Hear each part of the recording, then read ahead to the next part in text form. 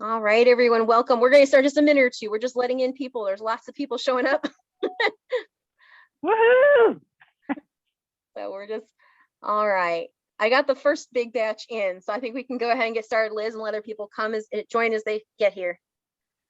Okie doke. I just got to click this so it's okay to record me.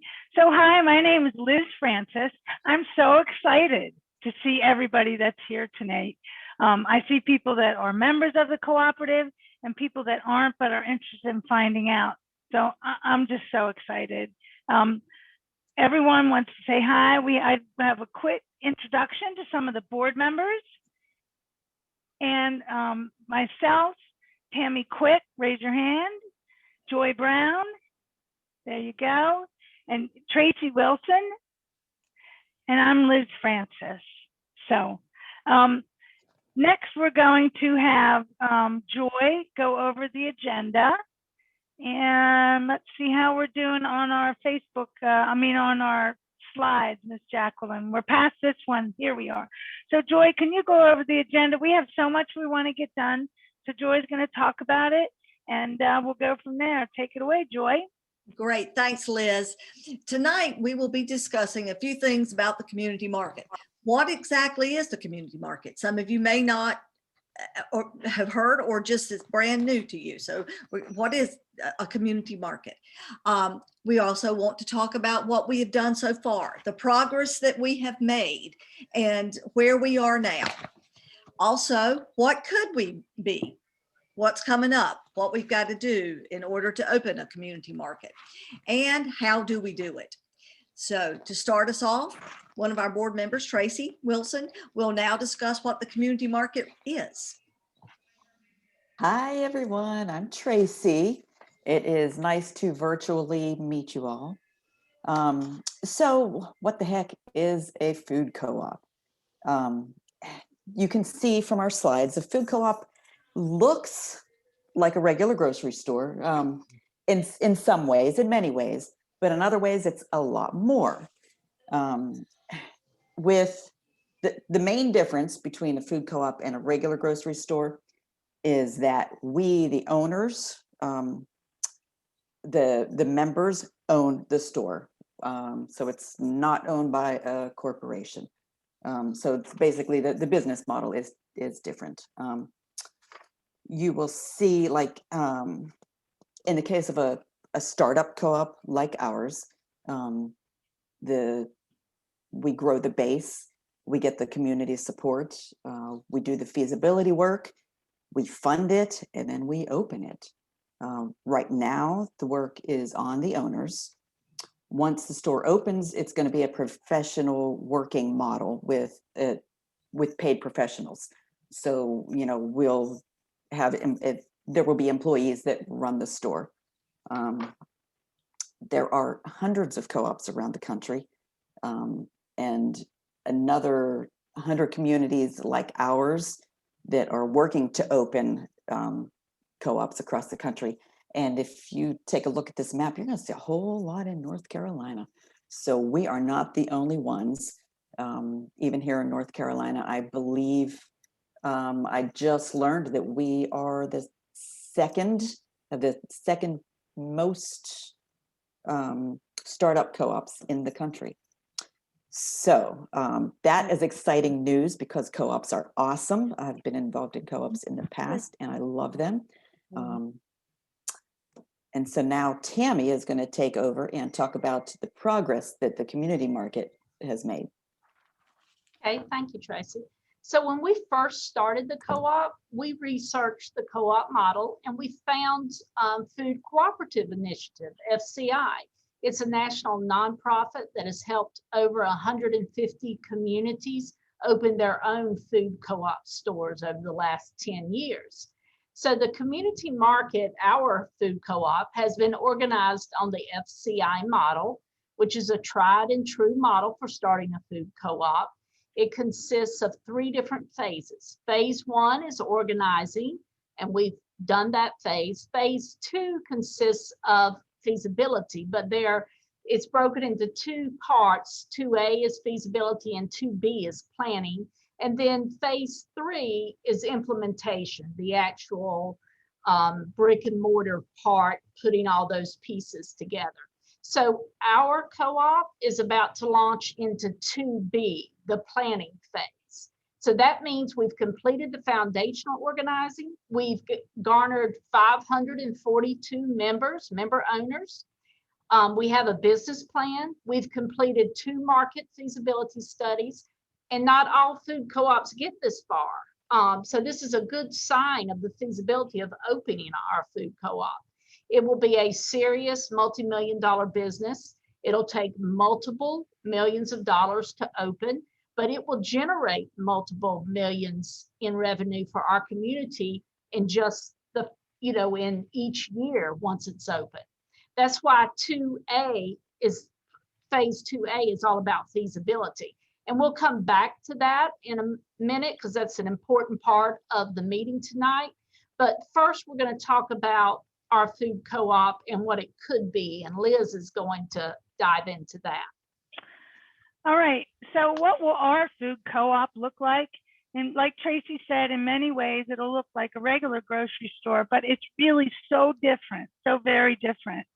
Our market study says that our co-op will be about 7,000 square feet, about 2/3 the size of a Walgreens.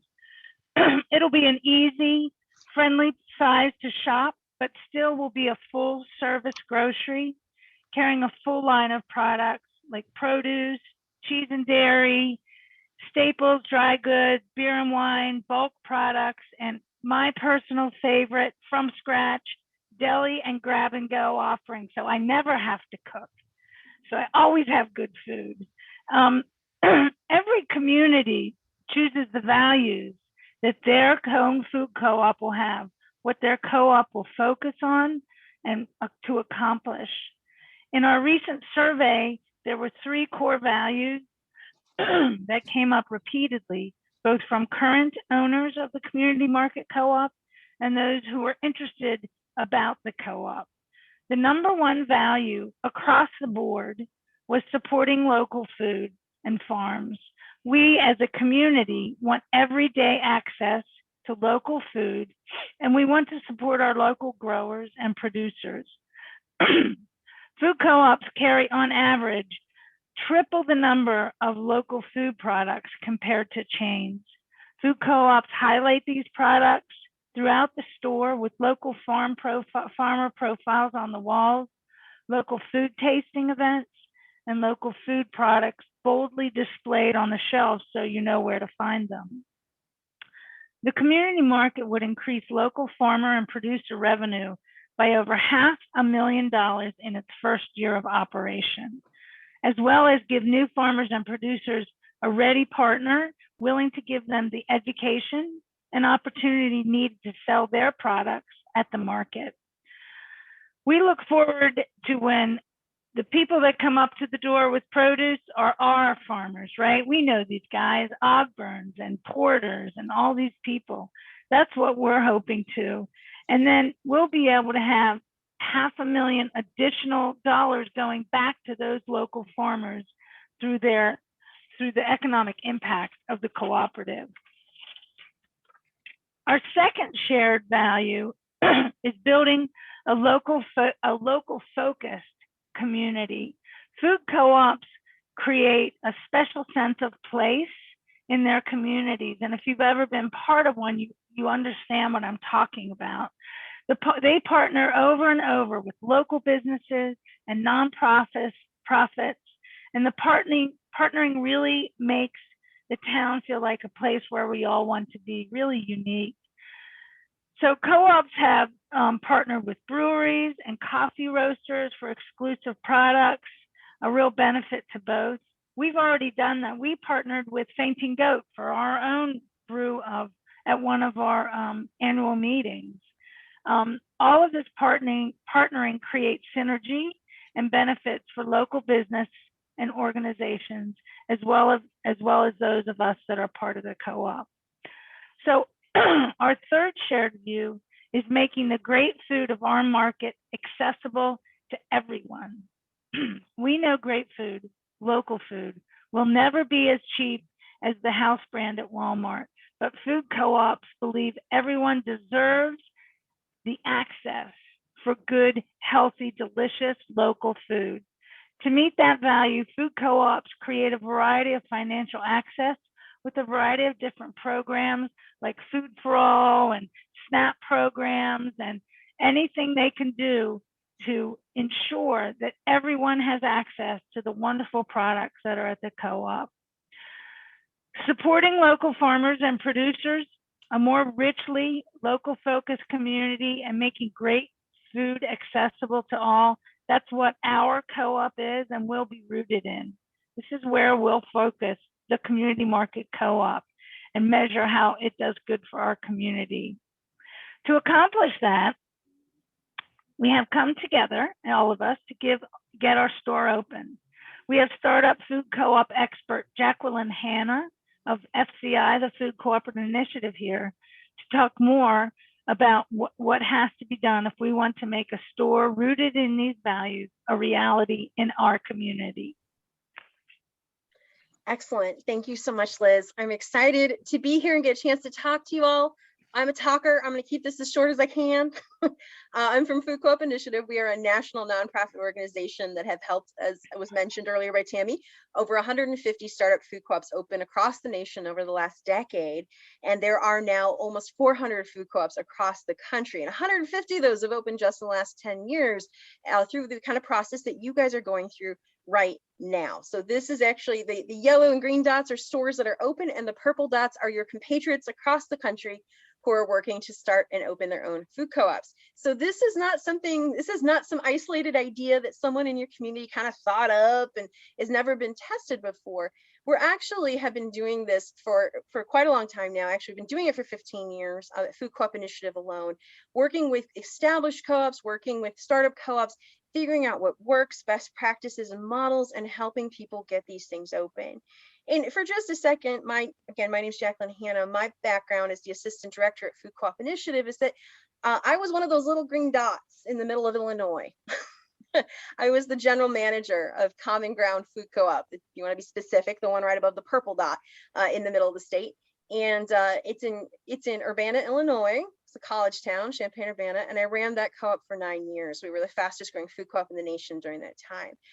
I had the privilege of seeing just the amazing impact that food co-ops have, of getting to run one, and got so just unbelievably moved by what we accomplish, the impact we have on people, farmers, communities, the way it changes, the way your town feels, and everyone feels more connected and caring, that I started helping other people do it, and have been doing that now for 6 years, and I've worked with over 100 startup food co-ops.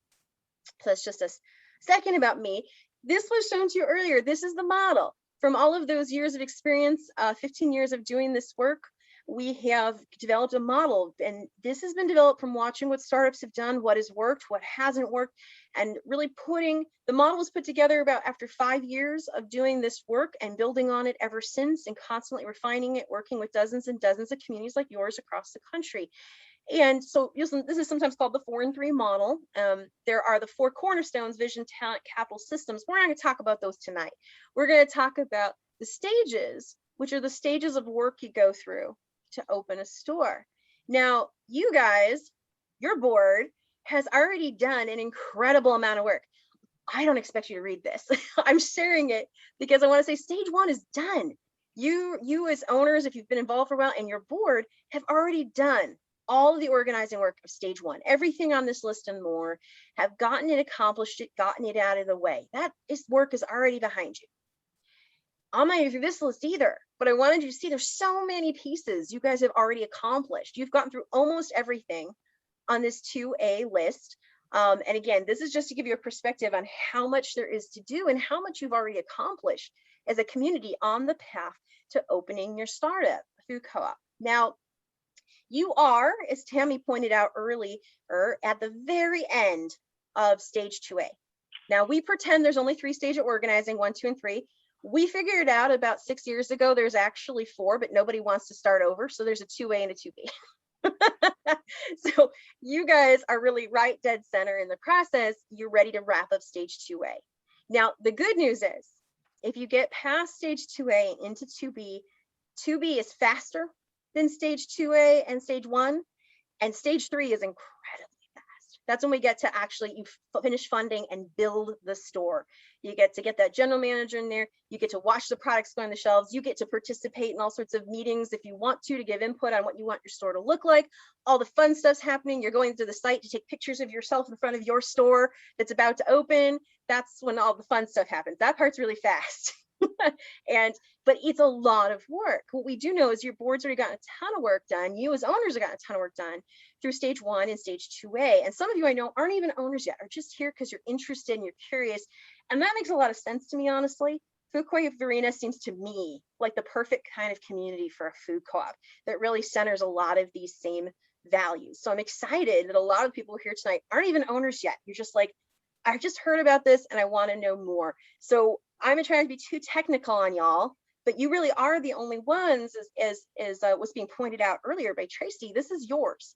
You will own it. You will do, and the owners do all the work to get it open until that general manager's hired. They find the site, they get all the owners together, they raise the capital, because it really is yours. And as Liz pointed out, it will do all this incredible stuff that you pick in the community. You get to pick what the values are. You decide what matters to Food Co-op Arena. Your board just did a great job of surveying the community and the owners to find out, do we have it right? Do we understand your values and what you want your co-op to do? And they found, I think it was impressive. They beforehand, like, well, we kind of think we're pretty sure it's going to land here, but we asked you all a bunch of questions. Thank you to everyone who participated. And it turns out your board was right on. They know this community quite well. And you all agree about what those values are. So through the lens of those values, you will build a store that will execute those values, that will pour tons of money back into those local farms, will make that local farm food available to you, will partner with all sorts of other local businesses and really increase the sense of community in the community. And it will also make sure that that food, that high quality, locally focused food is accessible to everyone, no matter what income, that it really is for everybody. So you've gotten all this work done. They're in the middle, they're at the midpoint, but if we get past this midpoint, it all speeds up. It's all, now some people will still say, wait, it's going to be years till this store opens? If this is your first call with the Coop, it's going to be years till this Coop opens? Yes, because you're doing this together. When Whole Foods announces a new store, they have done 3 to 7 years of work, of locating a site, of putting together funding, putting together the store plan, negotiating all the contracts. And then they tell you, they usually tell you about 3 to 6 months before they're going to break ground. But you didn't see those 3 to 7 years of work. You're doing those 3 to 7 years of work together. So all of those profits will go back to your community. So what the store does will be controlled by your community. So you can make sure that your values are front and center. That said, the faster half is ahead, the faster and funner half, if we can get finished stage 2A. So real quick, stage 2A is feasibility. And as Tammy mentioned, we take this very seriously and we put a lot of time and energy into this because you're actually opening a multi-million-dollar business together. You as a community, and lots of others have done this successfully, but it's not to be taken lightly. This will be a real full service grocery store. And so real business work, feasibility work has to be done to decide our community. First stage was all this organizing and trying to get owners, and now does it work? Does it work on a business level? Do we have what it takes to open a successful store compared to all these other food co-ops that have done this so far? Your board has done market feasibility, as Tammy from your board mentioned out. They've actually done 2 market studies, and both have said that you are in the range of feasibility, the rate of sales per square foot that we see in startup food co-ops that get open and are successful. You are in that range. So market feasibility, check. Financial feasibility, we then take that market study information about sales and we plug it into a huge multi-tab financial spreadsheet called a pro forma. Some of you may know what that is. If you don't worry. It's got a lot of tabs, a lot of formulas. It's very complicated, but it puts in exactly what it's going to cost to build the store, what kind of margins you can get by department, how much you're going to have to pay for staff, how much debt you're going to have to take on and what that'll cost you. All of the pieces very intricately to make sure that financially, if you guys go forward, you put all this time and this energy in, it's going to work. you have found that you have at this point, now feasibility doesn't mean 100% guarantee. It means there's absolutely a path to feasibility if you choose to go forward, if you can hit all the goals. So market feasibility, check. Financial feasibility, check. Site feasibility means, are there sites available in your community? Is it possible to find a site that has all the attributes you'll need for a grocery store that's big enough and that the co-op can afford? Now, every startup has one tough point somewhere in this feasibility. This is tough. If you're in Fuquay Varina, you know that real estate is not cheap and that people are moving in every day. So this is not going to be your easy point. And we've seen several other co-ops go through this where this is their hardest part. But there is enough available and enough research has been done that it is likely you can find a site. So we are going to say check there too, but it's a place that Fuquay Varina needs to keep their eyes open. It's going to be a little tough for you guys because your city's booming. But the last piece is this community capacity feasibility. And this is the last thing we have to test. And what is that? Community capacity feasibility means, honestly, does your community really want this? Are you guys willing to step up? Are you serious? And that's not a thumbs up vote, although we like those. That's, are we seeing ownership and membership growth that we need? Are people getting on board with the concept and willing to buy a share? Before COVID, you guys were already over 500 owners. COVID hit a lot of startups. A lot of startups slowed down ownership growth during COVID and are now just starting to see growth again. But before COVID, you guys had a very good pace of ownership growth. So check, we've got that community capacity. People love this idea. Some of you here today because you're interested, you might join. That shows a lot of community interest in this idea that people want a food co-op. The next one though is leadership and board capacity. You have an excellent board that has gotten an immense amount of work done. But this next phase 2B, it goes faster and it's a lot more work. We're going to need more owners at the table, more people leading, more people doing the work. Your board's done an incredible job of getting you to this moment and getting you through feasibility. But we do, and they're going to talk to you about how we're going to need to make sure we have leadership capacity. And they're going to talk to you tonight about how we're going to test that. Then we have to have strong committees in place for 2B. We need, and Tammy's going to talk to you about which committees, but we will need owner volunteers getting some of these committees really running and doing some of the work to get the co-op open. And we have to have a good volunteer base. If you guys get that done, all sorts of fun stuff is ahead. We're going to talk about that a little bit more with one of your board members in a little bit. I do want to just talk for a second. My job is to talk a little bit about the national piece of it. Like, so, you know, is this a viable thing? Should we do this? Does this make sense? Because it's going to be a lot of work, as Tammy mentioned. There's millions of dollars to be raised. We're going to need, you've got over 500 owners now. You'll need well over 1,000 to get the store open. There's a lot of work ahead. Should we put in all this work? Is it viable? Is it likely? Well, first off, what we know is that food co-ops, startup food co-ops that follow the FCI model have an 89% success rate 5 years after open. Startup food businesses, according to national labor statistics, stay open 5 years is 33%. Food co-ops are immensely successful and stable. If you get them open, they will be here to make a difference in your community for years to come. The odds are very much in your favor. So yes, this thing really does work. But beyond that, will it work in Fuquay Varina? I want to show you a few pictures and a little bit of data to explain why, and then I swear I'm gonna pass it on to the next person. But these are photos from the East Aurora Food Co-op. This is East Aurora, New York. They opened, they're celebrating their 5th anniversary today, actually. So happy birthday to them. They have a terrific deli, all sorts of fresh food being made, produce, beer and wine departments, good prices, special owner discount days. You're gonna wanna know about that. They have also beautiful outdoor seating where they have events. They have music events. I even threw a picture if they have an ice sculpture contest every winter. Maybe not in Fuquay Varina, but you guys can have bands. All sorts of, it's just a center and a hub for community, and it's been successful for 5 years now and going strong. And I could show you tons of startups. I'm picking these two because they've got some similarities to you. I'm gonna share in a minute. This is Fredericksburg Food Co-op. You know, it's nice that East Aurora opened 5 years ago, but things have gotten tougher out there. You know, the economy's gotten tougher. Does this work? Fredericksburg Food Co-op opened April 2nd. of this year. This is their beautiful store, their grand opening weekend, and they are hitting and even above their sales projections. Very successful in the now. People are more, and I'm sure that's part of why you're here. People are more invested than ever in the values of community, of local food, of healthy eating than ever since COVID. It's really brought a lot of our values to the front. And so this community just opened their store with over 2,000 owners on opening day. And I bring these two up because I just want to show you a quick comparison. Can Fuquay Varina do it? Are we, I know 150 other communities have done it last 10 years and there's hundreds of co-ops around the country, but is it a fit for Fuquay Varina?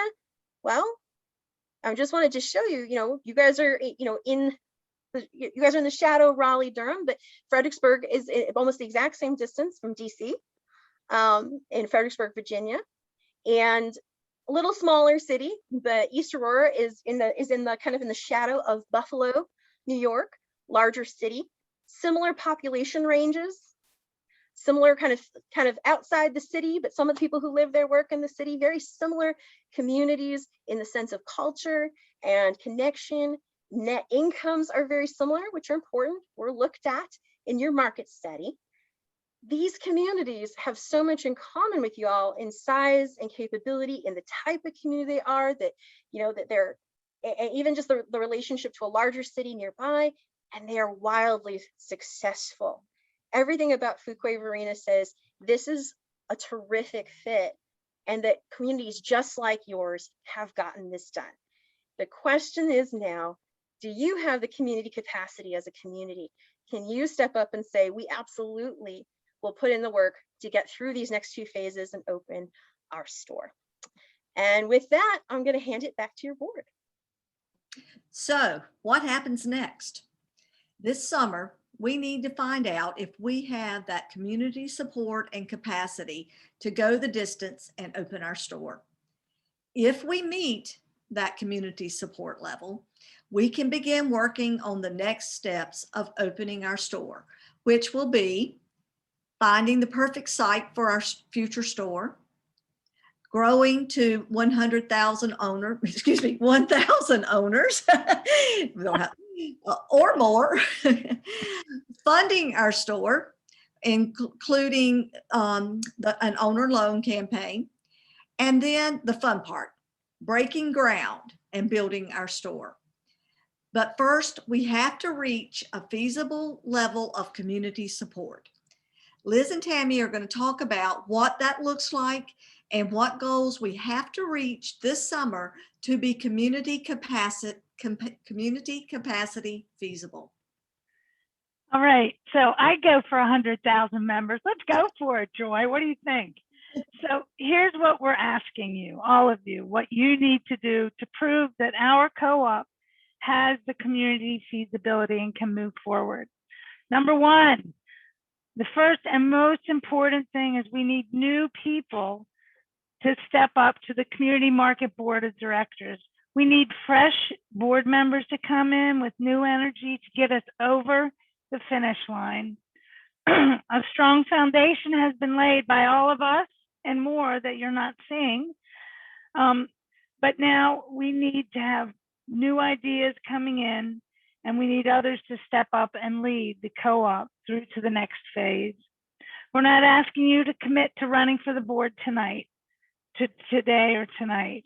We are asking you to help us meet the goal of 4 or more people to run for the board by August 15th. You can do this and show us that you want to do it by joining us on June 28th for a meeting, a Zoom meeting, what the Community Market Board does, a session where anyone considering running for the board can come to learn about what they'd be signing up for and get their questions answered. We're putting the link to this event in the chat. So if I can't see the chat, but I'm sure you guys can. So you can go ahead, click on that link and see what's going on and sign up to get the event notices for that meeting on Monday, June 28th. Attending this meeting doesn't mean now that you've already committed. It is just like a fact-finding thing. It just means you're thinking about it. So don't be shy to put your name in there. If you can't consider a run for the board, now you can still help your market by sharing about the opportunity to be on the board to your friends and family of anyone that you think might be a good fit for that. You'll be getting an email. We'll be sending out an email after the meeting talking about what the links are and how we can do that and the information you can share with others. Together, we can get these board seats filled this fall, and that's really number one priority. Number two, Tammy. You're on mute. You're on mute. Tammy. It would not be a Zoom meeting if someone weren't on mute, would it? Okay. And I do this several times a day. I don't get how I still do that. So another opportunity to help the co-op in this phase is to join one of our committees. So a board doesn't do all the work alone. This is our second community feasibility goal. We must meet by August 15th. To get to opening day, we're going to need to launch some robust committees this fall to take on the individual pieces of work. So the committees where we have the most need are website, outreach, communications, and social media. So we need folks to pledge to join these committees and say, yes, I'll help get this work done. And the actual committees themselves would launch early September. So I'm going to put a link in the chat for a Google Doc where you can enter your name and your email and indicate which committee you're interested in. We're hoping to have at least 4 to 5 people for each committee, if not more. And if you aren't comfortable in Google, you can just email us at info@communitymarket.coop, and I'll put that in the chat as well. Liz? Okie doke. So now there's the two things.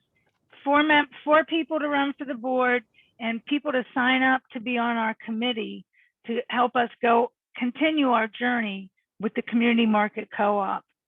You can still be a part of supporting the co-op through this phase this summer, even if you can't run for the board or be on a committee. We need your help getting the word out to those who can fill these roles, and we need to show everyone that Fuquay Varina is serious about joining the communities across the country who have successfully opened food cooperatives. Here's how. Number one, make sure you are following us on Facebook and liking our posts and commenting on them. I was able to love Facebook. It was so hard, but it's such a good communication tool, and so many people across generations use that. So it's so important. So go on Facebook, like our posts, make comments, and what that does is that it gets our messages in front of so many more people. Hundreds of more people see it, the more activity you have. We'll be emailing you easy things you can do to help amplify the message that this summer is our summer to get involved. The Community Market Co-op that supports local farmers, gives access to great food, and enriches our community culture. So watch for those emails and take one of our easy action steps. Tammy? So many of you have heard us say that everything's better with more members, and that was and still the case. It's still our mantra, but we're not necessarily asking you to join the co-op tonight. We'll absolutely be asking you to join the co-op and ask your friends to join the co-op and your coworkers, your neighbors, everyone to join the co-op. But we'll do that when these critical community capacity goals are met this August, when we have those board members and we have those committees with people willing to work on them. So we have what it takes to move forward and open our own community-owned grocery store. So that ask is coming. That's part of growing the membership. But first, we have to have that board, those board positions filled or committed to by August 15th, and then those committees with people on them to do some of the work by at least a commitment to those committees by August 15th. Because without those roles, nothing else can move forward. So let me just say one more time, board members, committee members, those are the two things we're asking. I know that you all can do it.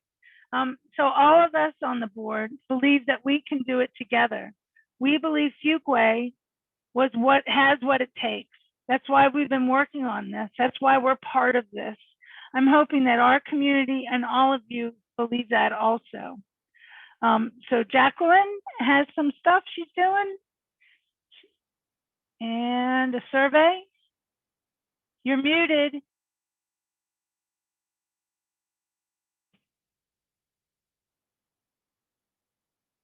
My apologies. I was doing one thing too many at one time. Trying to get that poll to launch. So I just want to ask you, you were in the room and you're allowed to tell the truth because we can't tell who said what. Do you think Fuquay-Varina can do this? Do you believe that Fuquay-Varina is the kind of community that can get this done and that we can step up and get this done? Would love to know what you guys think. It's okay to say maybe. It's okay to say no. But I want to know how many of you really share that belief as well, that Fuquay-Varina is the right kind of community to really get this done. I'm going to give you just a few more minutes, a few seconds, I should say, to answer the survey. I've got a lot of answers in already. I'll just give you another second here. And all right, let's see. One more second. Anyone else going to answer the survey for us? We got a lot of answers already though. All right. So 95% of you who are here tonight said you believe that Fuquay-Varina is the right kind of community for a food co-op and the kind of community that can get it done. I don't know, board members, I think that looks pretty good. All right. Well, thank you, everyone. There are great questions showing up in the chat. Board members, are you good with us jumping into answering some of these questions? Do you want to, whatever you think in the agenda, whatever you say. You guys have gotten through the agenda. Weren't they great? We said no more than an hour and they kept it under an hour and did a great job, but there are a lot of questions. So for those of you, and I'm going to run real quick, I'm going to pose the first question. I couldn't get the link for the board event while I was sharing my screen. So I'm going to go get that link so I can put it in the chat for you all. That will be coming out via email tonight as well. But we're going to go ahead and do some Q&A for those who are able to stay. There are some good questions showing up here. Get down to this. So first one was, well, that one's a me question. So I will hold up on that one. Yeah, it isn't taking to sign for. I'm going to get that. What committees specifically do you guys need help with? Can you list those again for us, Tammy? Mute. You're on mute.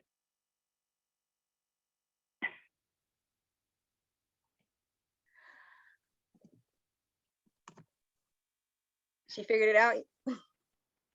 Okay, my screen's not coming up, but you can hear me now, I'm assuming. The website is a committee, and I realize the wrong link is in there, but I'll put that in as soon as I get done mentioning them. The website, outreach,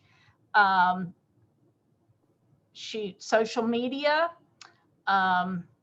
There were 4 main ones, so that's why we said 4 to 5 people for each committee. Okay. Communications. And communications, that's it. Great. We got the event link up for the board event. That is the Facebook event. You can RSVP there. It is a Zoom event, and so the link is in that. And you can put in interested, and you'll still get the updates if you're not sure you're coming. So go check that. We got some questions. If we invest in the co-op, do owners receive a share of the profit? Do you guys want to take this one? Sure. So absolutely, the owners get to share in the profits. Is it going to be as profitable as owning an oil company in the United States of America? No, but just like REI gives you profits that can be put towards your purchases, you get like credit. So you can get credits for the money that you spent at the co-op that then you can spend again at the co-op. So that's the most of the ways that I've seen how the profits go. It is up to the individual co-op. Some co-ops do it that way, and some do mail you a check based on patronage, which means that the more you spent with your co-op, you basically get a % back if there's profits. And so it'll depend on how much you actually supported the co-op. But as Liz said, you know, I'll be honest, the main profit is the benefit to the community and how it changes it. There's also owner benefits. Like I tried to show you some previews, like, you know, 10% off days, where 10% off everything in the store for a weekend, only for owners, special prices and sales, classes, events that are a special price or free for owners, and just what it does for your community. That's the main reason to do it. Those patronage checks are never huge, as Liz pointed out, but they do come. Okay, Elaine asked, will the co-op be attractive to lower income families? Do you guys have anything you want to say on that, or do you want me to jump in? Well, that was accessible to all. So almost all food co-ops accept SNAP and WIC and all those programs. But then there's other programs that co-ops have had, like Food for All, where you can go to the like the office in the co-op and say, you know, I have a need, I have a food need, and you can get food that is in addition to the food that you buy because you have a demonstrated need. And that could be, again, because you have SNAP or WIC or anything like that. Because the point is to make it for everybody, right? For everybody to be able to benefit from the great food that we would have. Yeah, nationally, those Food for All programs. So the idea being that we want to offer really high quality food and we want to make it accessible to everybody. So the Food for All programs usually are run, and this will be up to your individual co-op, but are usually run such that there's a little form you fill out and no proof is expected. You just say, I have need, I would like to access the program. That's it. It's very respectful. You just turn in the register and that's that. They put the discount on in your account. And that means it's different every food co-op, but most food co-ops, you get 10% off your food every day. So 10% off the top of every price every day. No other grocery store in the nation does it other than food co-ops. And it's based just on you saying that you have need. And, you know, for those who sometimes go, oh, we do not find people abuse these programs. What it is, we actually work really hard to make sure people take advantage of them so everyone has access. There also will be something called a basics list. It's usually 50 to 75 products. We're talking eggs, milk, bread, core staples that people need, that we all buy, that are offered at wholesale or just above wholesale price, to make sure there's a very affordable, accessible brand in the store that is, you know, without additives and is high quality. So programs like that are about creating access and making sure that they're respectful, but not assuming that people don't want high quality food no matter what their income level. And your board definitely heard in the survey that that was important to everybody. Oh, okay. I am hearing right now, Tammy, that your Google Doc is view only. You would have to change it so everyone can edit it if you want them to put their name in. Okay, I'm working on that now. Awesome. Regarding the board, it would be helpful to know the anticipated time commitment. I know that part of this is dictated by what's happening. Absolutely. I think that's what the board whole, like, come find out what it takes to be on the board meeting is about. But Liz or anyone else want to give a preview of what kind of time commitment you're thinking? We meet once a month for an hour and a half. So that's the board meeting per se. Now we are a working board. Hopefully we have lots of volunteers. So the board, you know, there's this not that all the volunteers aren't the board. And so if we have volunteers that help with outreach and events outside of board meetings, you have to at least be able to commit an hour and a half once a month. So that would be the bare minimum. And then anything, we also do some educational things where we'll have either a board retreat where we talk about our goals and planning for the year. And then we may go to events which that are run by various places like Up and Coming and Co-op Cafe, where we meet with other people that are in co-ops and we talk and kind of brainstorm and get ideas from other co-ops. So it's not a huge time commitment, but it is, like I said, at least an hour and a half a month, and then maybe some training and such. And I would say, to be fair, keep in mind, this is a working board. If you've ever served on a governing board of a business that's already started, the time commitment is lower. A working board, you guys, there is no general manager. You're kind of the board and the general manager, making sure this business gets open. So I would say it's probably 3-hour minimum, hour and a half for the meeting and an hour and a half prep, reading, dealing with emails. But great, you know, any startup needs board members who can do more than that. I will say a lot of startups board members are doing 3 hours a week or more, but there are always board members that do a little less and some who do a little more. Another question that came up is if the board positions are paid. Board positions are 100% volunteer at this time. If once your co-op's open, some of the board members get a really sweet little like $80 stipend per month for groceries. But right now there's no money to pay people with except for the money you're paying in as owners. And so it is volunteer. If you guys want to talk on this one, I'd like to see more diversity in this group in order to meet the needs of the larger community. Yeah. Me too. I have to tell you, I've worked so hard for the last 2 or 3 years trying to have the board not be me, not be just the 4 people you see at the top, right? So I've been actively trying to enroll Black people, brown people, young people, old people, and it hasn't stuck. And so that's part of why we're going out and saying we need new blood, new ideas, new perspectives, new people to serve on our board so that we can have the diversity that really reflects what our community is. It's a really important part of the cooperative and the board and the governance. So I don't know if anyone else has any other comments, but. I thought you were going to say something. Did you want to say something, Joy? No, just exactly what Liz said. That is something that we have strived for from the beginning, is to have a board that looks like our community, that reflects the folks that live here and work here and play here. And you know, really interestingly, at the Durham Co-op, they took the statistics of what their community, X amount of miles around the Durham Co-op, and it's like this, and it's actually quite a diverse location.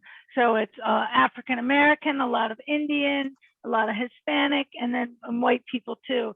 And they work to have the makeup of their staff parallel the makeup of their community. I mean, it was really, it was a big deal, not an easy task, but they did that also. I would say food co-ops across the nation have more work to do in this area and are working hard. And Durham is actually one of the most successful in the nation.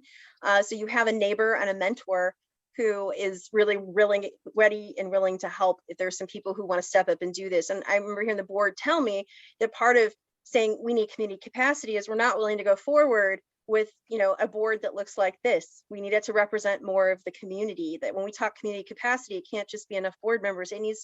We need to try to get this board to look more like our full community. So I hope people will suggest it to other people, step up, or email the board and let them know why you think they aren't, you know, getting people who are from different age groups, racial groups, from different areas of the community, different income levels participating. I'm sure they would enjoy that, would appreciate that feedback. Question, will it carry organic products or are the products based upon the suppliers? Yes. Yeah.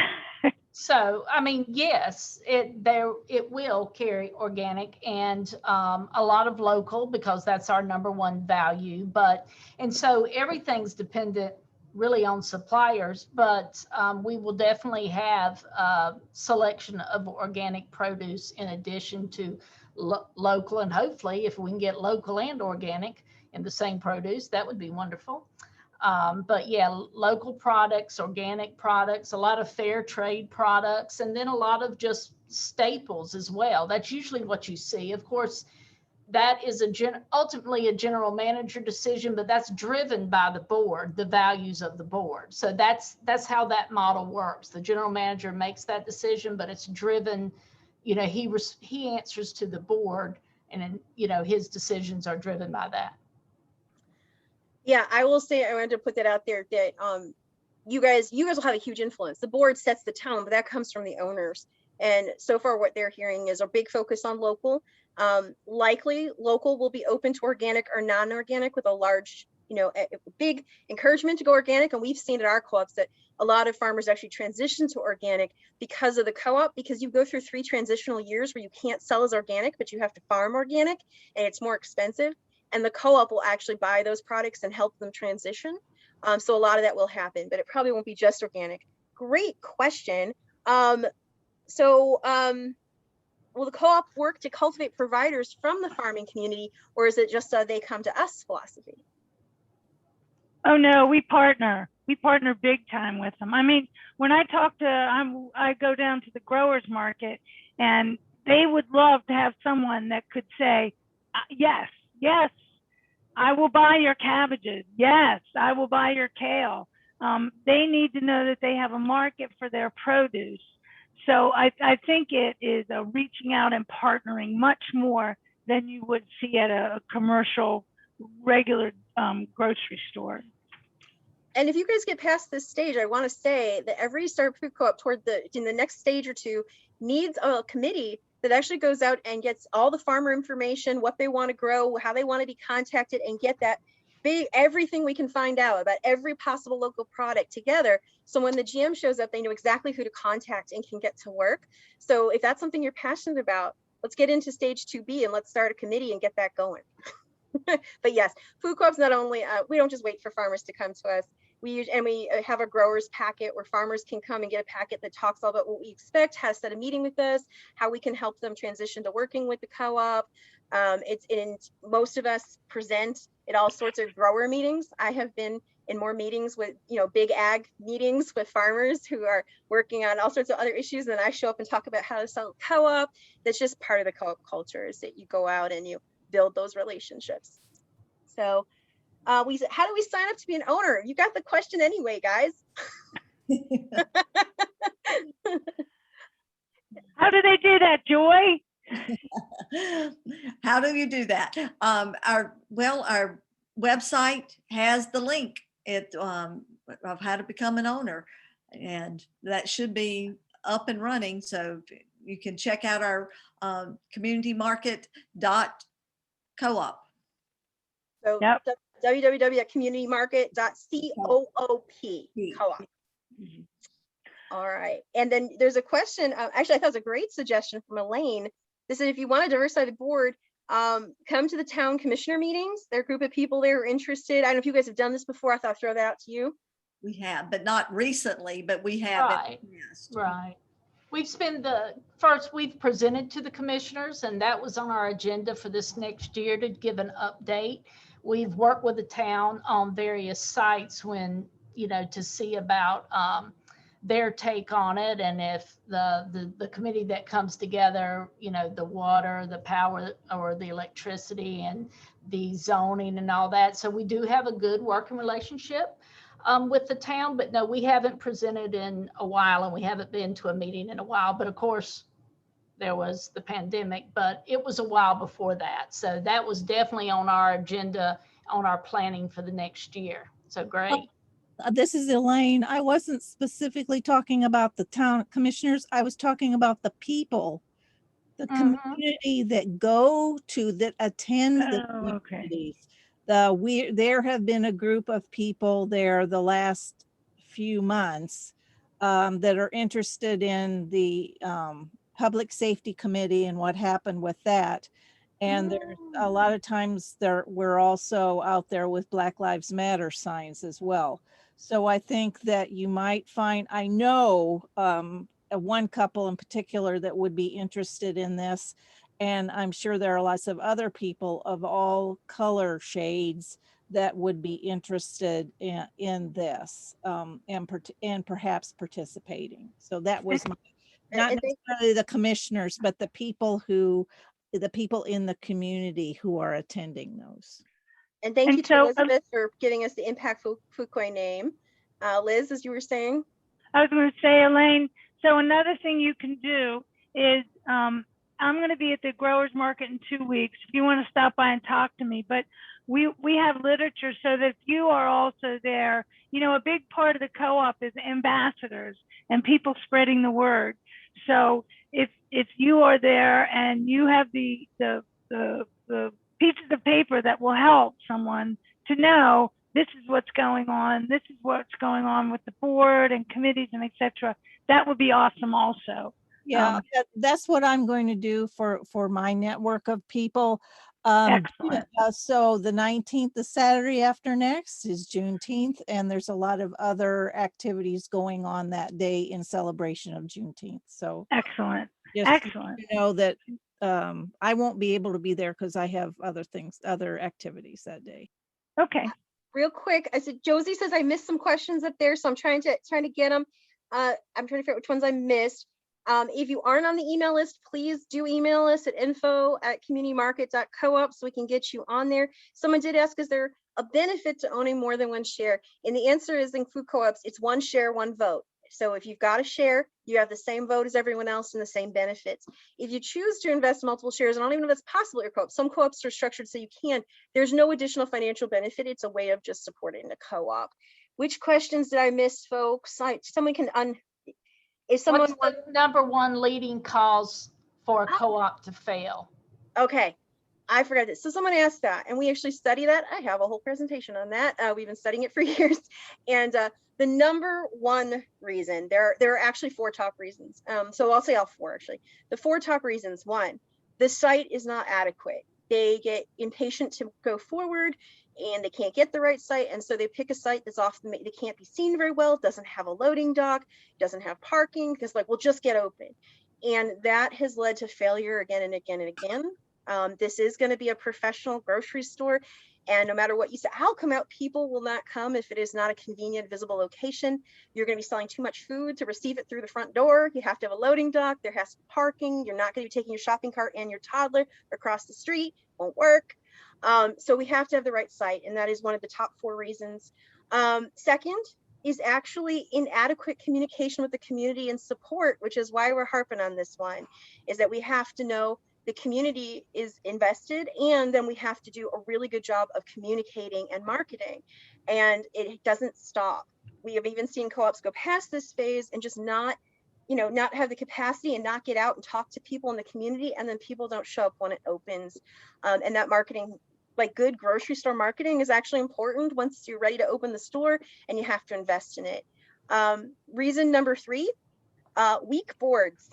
Board of directors that don't understand the business model, as well as how to govern the co-op on behalf of the owners and do it transparently and responsibly, and just don't see the writing on the wall. So they open a co-op and then they have a general manager, which it's not very common, but it has happened enough times that, the numbers aren't there, and there needs to be some tweaking. We're not getting enough sales, whatever, and they don't tell the board.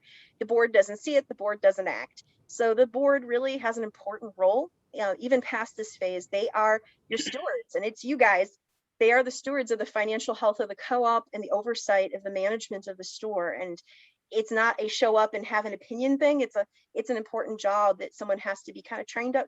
You have to be willing to take on the training to do. So boards that don't invest in that training have been reason number 3. They just haven't seen the writing on the wall, so they haven't been able to correct things. So those are the 3 major ones. Our 4th one, I don't think it doesn't come up too much for you. It's not for you guys. Some co-ops don't invest. They don't want to hire a professional staff. They want to be half volunteer. There are legal reasons actually why that doesn't completely work, and I will not bore you. I could geek all night. But there's the ideas we'll have owners do a lot of the work, and that'll save us a bunch of money, and it never works. It almost never works. There's one exception nationally, but we've seen a lot of clubs try to do that, and without the professional talent to run a grocery store and enough of it, the store will fail. Okay, so that's answering that question. Do you have other recorded meetings I can go back and listen to? God, I love this question. Liz? I was just trying to type the answer. It's too slow. Yes, we do. We had a meeting, Meet the Co-op. So the link to that is in Facebook, and it's on YouTube. And we can make sure that you get that. So I think that's our only other recorded meeting, but it was a really good meeting. And this one will be up there, and so will the board one if you missed it, but come live. Lisa also asked, and we're gonna wrap up soon, but I love, there's so many questions.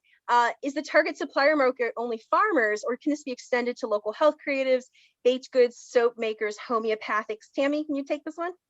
Yeah, sure. Local, we like to say it's not just local farmers, but growers and producers. So the best example I can give is what you see at the growers market, and at the Fuquay growers market, you see a lot of soap and candles, and it'll be a rotation, and co-ops are absolutely open to supporting those businesses as well as helping them grow in other ways as a good neighbor in businesses. They help spawn those kind of businesses, but absolutely local producers of various things. Excellent. We've got a couple more questions about, are you here either? I'm going to mention on their behalf that right now, community capacity is the big test of this co-op. Your board is 4 people, and they have done, or 5 people, sorry, and they've done amazing work. They've done terrific work. But right now, they're asking for you guys to step up. If you've got a place you're like, we need to get literature out here, please email at info@communitymarket.coop, and they will get you literature. But they're going to put you to work, because this co-op belongs to all of us, and we're going to need other people to step up. So we love the ideas, and they will utilize them as much as they can. But we also need people who can say, and I can take that idea on, because I want to remind you, no, you're at boards at 5, and our big test, Liz, again, is what's our due date? August what? 15. August, the first one is the 15th, right? Yes, August 15th, to get 4 or more people agree to run for the board for fall elections, and to get 15 to 20 people ready to work on committees, and or just if you're like, I just want to volunteer and go around and hand out literature at meetings, we'll take that too. That can count, but we need to see that involvement and investment. And I know your board's going to be sending out emails about how you can help, giving you updates on how we're doing, how close we are to our goals. Anything else you guys want to wrap up with before we close for tonight? Okay, so I have one last thing that I'd like to say. So we talked about the board members and the committee members.